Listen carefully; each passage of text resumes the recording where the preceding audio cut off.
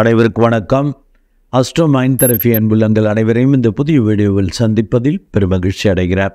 Astro mind therapy சார்பாக மாத அறிவுறுத்தல்கள்ங்கிற video ஒவ்வொரு மாதமும் 12 ராசிகளுக்கும் போட்டு வரேன். அந்த வகையில் ஜனவரி 20 முதல் பிப்ரவரி 20, 2024 என்ன மாதிரி பலன்கள் மிதுன லக்னம் அண்ட் மிதுன ராசி அன்புள்ளங்களுக்கு நடக்க போது, அவங்களுக்கான அறிவுறுத்தல் என்ன அப்படிங்கிறத அந்த வீடியோவில் பார்க்க போகிறோம். மிதுன லக்னம் அண்ட் மிதுன ராசி அன்புள்ளங்களுக்கான அறிவுறுத்தல் என்பது ஆரம்பம் அமர்க்களம், முடிவு தடுமாற்றம். மீண்டும் உங்களுக்கான அறிவுறுத்தலை சொல்கிறேன். ஆரம்பம் அமர்க்களம், முடிவு தடுமாற்றம். இந்த ஞாபகம் வச்சுட்டிங்கன்னா அந்த அறிவுறுத்தலை கொஞ்சம் அடக்கி வாசிப்பீங்க நிதானமாக. ஏன்னா ஆரம்பத்தில் கூத்தடிச்சிட்டு கடைசியாக சிக்கல் பிரச்சனைன்னு ரொம்ப டேமேஜ் பண்ணிக்காமல் தடுமாறாமல் தப்பிக்க முடியும். ஏன் இந்த மாதிரி உங்களுக்கு ஒரு தலைப்பை கொடுக்குறேன் அப்படின்னா, ஆரம்பத்தில் இந்த ஜனவரி 20ஆம் தேதி நல்லா இருக்குது, 7ஆம் இடம் வலுக்குது. மற்றவங்க சூழல் வழியாகலாம் பெரிய அளவு நன்மைகள், அதிர்ஷ்டங்கள், உங்கள் வித்தை திறமையை காட்டும்படி ஒரு சூழல்கள், இதெல்லாம் சூப்பராக இருக்கும். அதனால தான், ஏன்னா லக்னாதிபதி ராசி அதிபதியாக வரக்கூடிய புதன் 7ல் இருக்கார். சூப்பராக உங்கள் திறமை வித்தையை காட்டி அப்படி ஒரு புத்திசாலித்தனத்தை காட்டி சூப்பராக கலக்குவீங்க. அண்டு 5, 12 கூடையவன், அப்படி ஒரு யோகத்தை, அதிர்ஷ்டத்தை, திருப்தியை கொடுக்கக்கூடியவன் 7ஆம் இடத்துல இருக்கார். அப்படி ஒரு சூப்பராக இருக்கும். 5ஆம் இடத்ததிபதி 7ல் இருக்கிறப்ப அதிர்ஷ்டம் பிறர் சூழல் வழியாக கண்டிப்பாக கிடைக்கும். இந்த வயசு காலத்தில் உள்ள பசங்களுக்கு, மிதுன லக்னம் அண்டு மிதுன ராசி அன்புள்ளங்களுக்கு காதல் வயப்படுறதுக்கான வாய்ப்புகள் உண்டு. பையன்னா ஒரு பொண்ணு, இந்த பையனுடைய தகுதிக்கு மீறியது அழகு, பல இதில் எல்லா வகையிலையும் உகந்த பெரிய அதிகமாக நன்மை நல்லது உள்ள பெண் அமையிறது, அதே மாதிரி பெண்ணுன்னா பையன் அமையிறது, இப்படிலாம் வாய்ப்புகள் உண்டு. ஆரம்பம் சூப்பராக இருக்குங்க. அண்டு சுக்கிரன் புதன் மாத்திரமல்ல, அண்டு 6ஆம் இடத்ததிபதி as well as 11ஆம் இடத்ததிபதியாக வரக்கூடியவனும் அங்கே 7ல் இருக்கார். அப்போ மற்றவங்க சூழல் வழியாக லாபம் இருக்கும். பெரிய அளவுக்கு பகை விரோதம் பாராட்டாமல் அவங்களோட இணைந்து காரியத்தை செயல்படுத்தும் பொழுது சூப்பராக இருக்குங்க.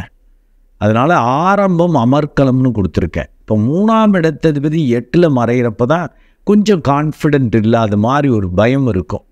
இருந்தாலும் சூழல்லாம் நல்லா இருக்கும். நீ பொதுவிலேயே பயந்தாங்களே தான்.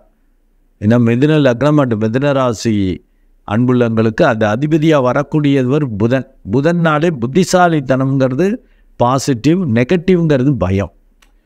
ஸோ பொதுவிலேயே பயம், இந்த முயற்சி செய்கிறதுல ஒரு பயம், குழப்பம் வரும். பட் நல்ல சூழல், மற்றவங்க ஊக்கப்படுத்துறது, அதிர்ஷ்டமாக இருக்கிறது, நீங்கள் பேன்னு தான் நிற்பீங்க, அவங்க அந்த சூழல், அந்த பிறர் உங்களை அப்படி புகழ்த்துறது, தூண்டி விடுற மாதிரிலாம் பண்ணுவாங்க. அது ரொம்பவே நல்லா இருக்கும்.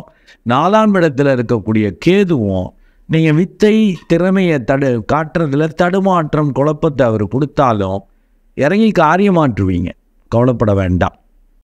அடுத்து பூர்வ பாக்கியாதிபதியாக வரக்கூடிய அந்த சனி பகவான் ஆட்சியாக இருக்கார், அது சூப்பர். ஸோ அதனால் நல்ல பங்குதாரர்கள், அவங்களுடைய ஒத்துழைப்புகள் இதெல்லாம் நல்லா தான் இருக்கும். இருந்தாலும் 8ஆம் இடம்ங்கிறதால ஒரு பயம், அது 8ஆம் இடத்திற்கான வேலையும் சனி பகவான் பண்ணுறதால ஒரு பயம், குழப்பம் இருக்கும். ஸோ 3ஆம் இடத்ததிபதி 8ல் இருக்கிறப்பையோ அந்த கான்ஃபிடென்ட் இல்லாமல் இருக்கும், தைரியம் இல்லாமல், தன்னம்பிக்கை இல்லாமல் இருக்கும். சனி பகவான் ஆட்சியாக இருக்கிறதால அந்த ஒரு பயம் இருக்கும். இருந்தாலும் நீங்கள் ஆன்ம சாதனை பண்ணிட்டீங்கன்னா கான்ஃபிடென்ட்டாக அவர் பார்த்துக்குவார்னு செய்ய ஆரம்பிச்சிருவீங்க. 10ல் இருக்கக்கூடிய ராகு காரிய வெற்றிக்கு அவர் கன்ஃபார்மாக உதவி செய்வாருங்க. நீங்கள் உழைக்கணும், விட்டுறக்கூடாது. ஒரு ரொம்ப ஒரு லெதார்ஜிக்காக, புத்திசாலித்தனமாக லைட்டாக ஏமாற்ற பார்ப்பீங்க. நம்ம புத்திசாலிகள் இந்த எத்திக்கிட்டு போகிறதுன்னு கிராமத்தில் சொல்லுவாங்க. அப்படியே ஏமாற்றி எத்திக்கிட்டு போயிடுவான் பாவன் அப்படின்ட்டுருவாங்க. அந்த மாதிரி இல்லாமல் பண்ணிங்கன்னா 7, 10 கூடையவன் 11ல் இருக்கார் குரு பகவான். அப்படி ஒரு அபரிமிதமான லாபம், தொழில் வேலை ரீதியாக, பார்ட்னர் வழியாக, பிறர் சூழல் வழியாக சூப்பராக கிடைக்குங்க. பட் உழைக்கணும்ல, உழைக்காமல் எப்படி கிடைக்கும், அதை மனசில் வச்சுக்கணும். ராகுக்கு அந்த உழைப்பை கண்டிப்பாக எதிர்பார்ப்பார். அண்டு குரு பகவான் 10ஆம் இடத்ததிபதி 11ல் இருக்கிறப்ப பெரிய அளவுக்கு அதற்கு நல்ல லாபம், பேராசையான விஷயங்கள்லாம் நடக்கிற மாதிரி அந்த குரு பகவான் பண்ணுறார். ரொம்ப சூப்பராக இருக்குங்க. இந்த நாளில் உள்ள கேது தான் அப்படி ஒரு குழப்பத்தை கொடுப்பார். ஸோ ஆரம்பம் அமர்க்கலம் அப்படின்னு அதனால தான் சொல்லியிருக்கேன். முடிவு தடுமாற்றம்னு ஏன் சொல்லியிருக்கேன் அப்படின்னா, வருகிற 2/2/2024 அன்று உங்கள் லக்னாதிபதி ராசி அதிபதியான புதன் 8ல் போய் மறைகிறார்.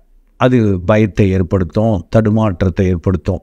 என்ன நடக்குமோ அப்படிங்கிற மாதிரி ஒரு குழப்பம், கான்ஃபிடென்ட்டில் மறைவு ஸ்தானத்துக்கு போகிறதால, அவனே 4ஆம் இடத்ததிபதியாக வர்றதால சொந்த பந்தங்கள் சொத்துக்கள் வழியால் சில குழப்பங்கள் பிரச்சனைகள் இதெல்லாம் வரும். சூரியன் வேறு அங்கே காரகக்கோள் இருக்கப்போ தந்தை போன்று உள்ளவர்களாலலாம் சில சிக்கல்கள் பிரச்சனைகள் இதெல்லாம் வரும். தந்தைக்கு உடம்பு சரியில்லைனாக்கா சில கண்டங்கள் இதெல்லாம் வர்ற மாதிரி கூட வாய்ப்புகள் உண்டு, கவனம் வேண்டும். அண்டு வருகிற 6/2/2024 அன்று 6/11 கூடிய அந்த செவ்வாய் அவரும் 7ஆம் இடத்துலேருந்து 8க்கு போகிறார். ஆக 8ஆம் இடம் வலுக்குது. சூரியன், புதன், செவ்வாய் அப்படின்னு 3 கோள்கள். சூரியனும் செவ்வாயும் அப்படி ஒரு வெப்பக்கோள். ஒரு அவங்க மறையிறது நல்லது தானே சார், 6ஆம் இடத்ததிபதி 8ல் மறையிறது நல்லது தானே. ஆனால் அவனே 11ஆம் இடத்ததிபதியாகவும் வரான்ல. லாப இழப்பு, லாபம் கிடைக்குமா கிடைக்காதான்னு வரும். ஆக பங்குதாரர்களை சூழலை அட்ஜஸ்ட் பண்ணலைன்னா பிரச்சனை. அதனால தான் முடிவு தடுமாற்றம்னு ஒரு குழப்பம் வரும்.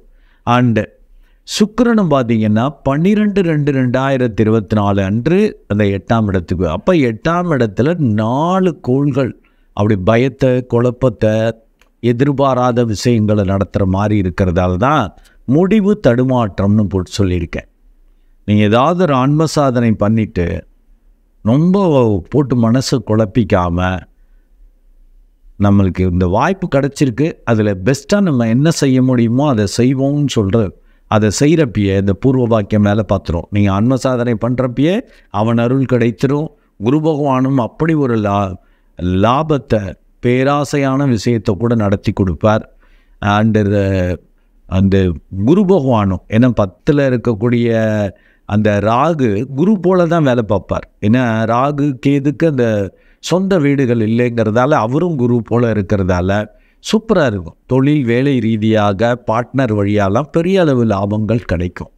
இல்லாட்டி 8ஆம் இடம் வலுக்கிறதால ஆன்ம சாதனையெல்லாம் பண்ணலன்னா தடுமாற்றங்கள் வரும். அதனால தான் முடிவு தடுமாற்றம்ட்ட, ஆரம்பம் அமர்க்கலம்ட்ட சூப்பராக இருக்குது. 5ஆம் இடத்ததிபதி அதாவது கோணாதிபதி கேந்திரத்தில் இருக்கிறது சூப்பர். அண்டு பூர்வ பாக்கியாதிபதியும் ஆட்சியாக இருக்கார். அதனால தான் சூப்பர்ங்க. ஆனால் அந்த பூர்வ புண்ணியாதிபதி போய் 8ல் மறைகிறாரே 12ஆம் தேதி. அப்போ கொஞ்சம் முடிவு எப்படி இருக்கும்னு பார்த்துக்கணும். அடுத்த 20 வரைக்கும்னா ஒரு 8 நாட்கள் நீங்கள் நினச்சதுக்கு மாறாக நடக்கிறது, விரயங்கள், பிரச்சனைகள் வரும். நீங்கள் மெடிடேட் பண்ணிட்டீங்கன்னா அவரே 12ஆம் இடத்ததிபதியாக வர்றதால 5-12 கூடையவனாக வர்றதால 8ல் மறைகிறப்ப விபரீத ராஜயோகமாக இருக்கும்.